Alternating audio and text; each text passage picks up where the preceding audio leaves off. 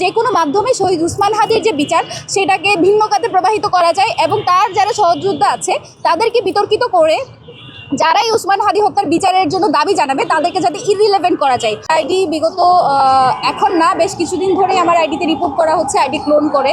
তো গতকালকে আমি পোস্ট দেওয়ার পর দেখতে পাই যে বারবার আমার আইডি লগ আউট হয়ে যাচ্ছিল। গতকাল 2টা কিংবা 3টার দিকে আমি আমার আইডি ডিঅ্যাক্টিভেট করি।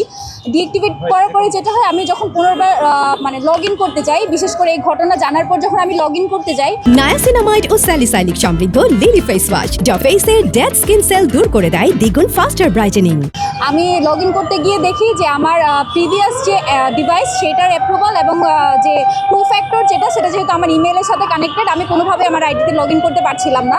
পরে আমাদের রায়হান আছে, রায়হান হচ্ছে লগ ইন করতে পারে, তখন সে আবার ডিঅ্যাক্টিভেট করে দেয়। এই আশঙ্কা থেকে যে কোনো মুহূর্তে আইডি চলে যাবে, যেহেতু এটা আমাদের দীর্ঘদিনের ইনকিলাব, আমার জুলাই আন্দোলন সব কিছুর আর্কাইভ, এই জন্য আমি ডিঅ্যাক্টিভেট করে রেখেছি এবং আগামী 2-3 দিনের মধ্যেই আমার আইডি সচল হবে, যেহেতু একটা আইটি টিম অলরেডি এটা নিয়ে কাজ করছে। এবং যারা এই প্রোপাগান্ডাগুলো ছড়ায় তারা উদ্দেশ্যমূলকভাবেই ছড়ায়। সত্য মিথ্যা জানার তাদের প্রয়োজন পড়ে না, তাদের প্রয়োজন যে কোনো একটা মিথ্যা সমাজে এস্টাবলিশ করা, যাতে হচ্ছে যে কোনো উপায়ে যে কোনো মাধ্যমে শহীদ উসমান হাদির যে বিচার সেটাকে ভিন্ন খাতে প্রবাহিত করা যায় এবং তার যারা সহযোদ্ধা আছে তাদেরকে বিতর্কিত করে যারাই উসমান হাদি হত্যার বিচারের জন্য দাবি জানাবে তাদেরকে যাতে ইররিলেভেন্ট করা যায়।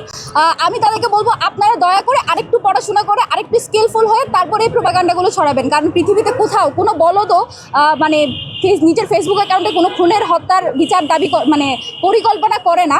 এবং আমাদের জায়গা থেকে যদি আমাকে, জাবের ভাইকে, ইনকিলাব মঞ্চের সবাইকেও যদি আপনারা শহীদ করে ফেলেন, তাতেও আসলে শহীদ উসমান হাদির যে বিচার সেটা থেকে আপনারা বাংলাদেশের জনগণকে সরাতে পারবেন না।